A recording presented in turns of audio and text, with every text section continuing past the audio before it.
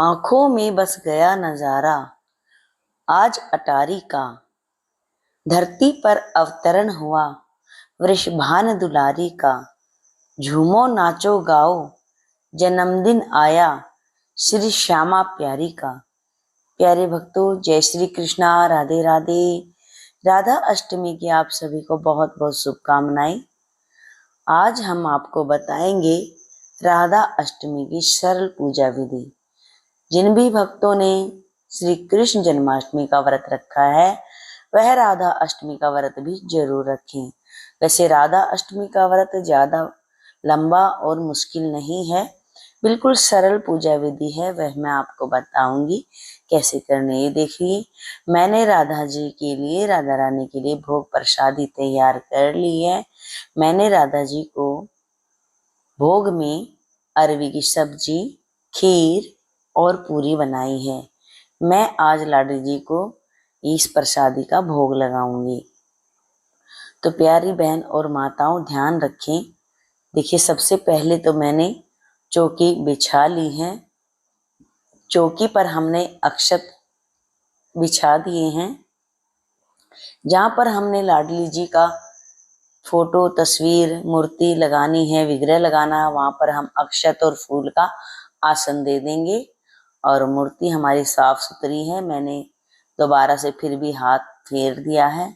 फिर हम लाडली जी को माला पहनाएंगे। मेरे पास फूलों की माला नहीं थी, सो मैंने लाडली जी को यही माला पहना दी, क्योंकि मैं इन्हीं के विग्रह पे यही माला रखती हूँ। तो चुनरी भी मैंने उड़ा दी है लाडली जी को। और हमने गणपति जी मैंने मिट्टी के बनाए थे, मैंने उनकी स्थापना भी कर दी है थोड़े अक्षत रख के। और हम कलश की स्थापना भी कर देंगे थोड़ा अक्षत रख के। थोड़ा थोड़ा सभी में हम जल, गंगा जल डाल लेंगे और फिर पानी से उसको भर देंगे। और फिर कलश में हम सुपारी, सिक्का, हल्दी की गांठ ये डाल देंगे। और फिर हम कलश पर पूर्ण पात्र रखेंगे। पूर्ण पात्र को अक्षत से भर करके हम उसमें रखेंगे। और सबसे पहले हमने आम के पत्ते पंच पल्लो ले लिया था, तो उसमें हमने टीका पहले ही कर दिया है, टीक लिया है। और अब हम शुद्धिकरण कर लेंगे, थोड़ा जल से छिड़काव कर देंगे फूल से।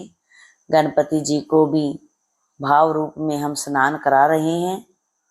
और अब हम दीप कलश की स्थापना हो चुकी है भक्तों। देखिए, बिल्कुल सरल पूजा विधि है। जिन्होंने भी लाडली जी को दिल से प्रेम करते हैं, जो कान्हा जी को प्रेम करते हैं, वह लाडली जी को भोग प्रसादी लगाएं, पूजा करें। लाडली जी को तरह तरह के व्यंजन बनाकर खिलाएं। और लाडली जी के साथ में कान्हा जी का भी पूजन होता है। और मेरे पास छोटी मूर्ति नहीं थी, लाडली जी का विग्रह नहीं है, सो मैंने श्री कृष्ण और राधा का एक साथ ही पूजन किया है। क्योंकि राधा और कृष्ण में कोई फर्क नहीं है। यहाँ पर मैंने इत्र भी छिड़काव कर दिया, क्योंकि हम जब बिहारी जी पर जाते हैं तो वहां पर भी इत्र चढ़ता है, लाडली जी पे भी इत्र चढ़ता है। इत्र भगवान जी को बहुत प्रिय है। इत्र की एक कथा भी है। और यहाँ पर गणपति जी को भी मैंने जनेऊ अर्पित कर दिया है और फूल भी अर्पित कर दिए। अब मैं राधा जी को भी फूल अर्पित कर दूंगी। यहीं बाहर से मेरे फूल लगे हुए थे, सो मैंने तोड़ लिए हैं। और बाजार जाने का समय ही नहीं था, तो जितना आपके पास आराम से सुविधा से मिल सके आप उसी में पूजा कीजिए। ज्यादा परेशान होने की जरूरत नहीं है, क्योंकि भगवान तो भाव के भूखे हैं। यहाँ पर मैंने लाडली जी को 16 श्रृंगार तो देखिए हो नहीं पाया है, लेकिन जितना भी श्रृंगार मेरे से बना मैंने श्रृंगार लाडली जी को अर्पित कर दिया है। आप 5, 7, 9 की संख्या में आप श्रृंगार अर्पित करें। फिर आप फल, केला, सेब मेरे पास जो था मैंने लाडली जी को चढ़ा दिया है। अब यहाँ पर मैंने दिया और धूप कर दी है, क्योंकि यहाँ पर तो कलश के लिए हमने दिया लगाया था। अब ये लाडली जी के लिए दिया लगाया है। देखिए कलश में भी सभी देवी देवताओं का वास होता है। यहाँ पर पूजा होने के बाद अब सबको भोग लगाना है। गणपति जी का भोग भी मैंने अलग से तैयार कर लिया था। अब गणपति जी का भी भोग लग चुका है। ये देखिए मैंने क्या क्या बनाया है भोग में, आप देख लीजिए। आपको वैसे मैंने दिखाई दिया है। खीर है, अरवी की सब्जी है, पूरी है, साथ में खीरा है। और अब हम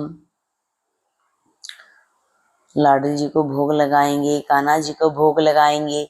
इस तरह से भोग लगा कर देखिए, हम लाडली जी तुलसी नहीं पाती हैं भोग में और कान्हा जी तुलसी पाते हैं भोग में, क्योंकि आपको तो तुलसी के पीछे की कहानी पता ही है।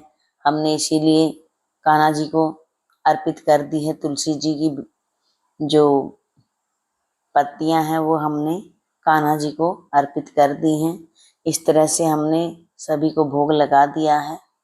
इस तरह से हम सब्जी का भी भोग लगा दें, क्योंकि मैंने खीर का भोग लगा दिया था। इस तरह से अपने हाथों से प्यार से भाव से लाडली जी को अरवी की सब्जी जब आपने बनाई है तो ऐसे अपने हाथों से खिलाएं। क्योंकि देखिए कहते हैं ना, जब जन्मदिन होता है बच्चे का तो घर में भी कितना व्यंजन बनते हैं, तो इसी तरह से हमारी लाडली जी का जन्मदिन है तो हम भी लाडली जी के लिए भोग प्रसादी इस तरह से बनाएंगे। खुश हो करके हम पूजा पाठ करेंगे, आरती करेंगे। आरती करने के बाद हम लाडली जी को न्यौछावर करेंगे। देखिए आरती आप गाइए, राधा जी की गाइए, कृष्ण जी की गाइए, आप कोई भी आरती दोनों में से गा सकते हैं। इस तरह से देखिए यहाँ पर हो गई है पूजा पाठ। अब ये मैंने बताया था आपको न्यौछावर कर देंगे। न्यौछावर का मतलब ये होता है कि आपने लाडली जी से कोई विनती हो, कोई परेशानी हो, उसके लिए आपने क्षमा याचना करनी है। और जो न्यौछावर है उसका आपको क्या करना है, आप इस न्यौछावर का गौशाला में जाकर के दान करें। फिर आपको इस बहुत ही पुण्य फल मिलेगा, क्योंकि गौशाला में आप जा करके दान करेंगे तो आपको बहुत ही पुण्य फल मिलेगा। इसको आप अपने उसमें यूज नहीं करें। दान दक्षिणा में भी कहीं अगर डालेंगे तो भी इसका इतना फल नहीं मिलेगा जितना आपको इससे खरीदा हुआ चारा या मतलब दलिया दलिया ले लें आप। दलिए का पैकेट आप चारे में डालेंगे तो गायें ना बहुत खुश होके खाती हैं। तो प्यारे भक्तों, ये हमारी हो गई है पूजा। आज की पूजा हमारी आपको कैसी लगी प्लीज कमेंट करके हमें जरूर बताइएगा।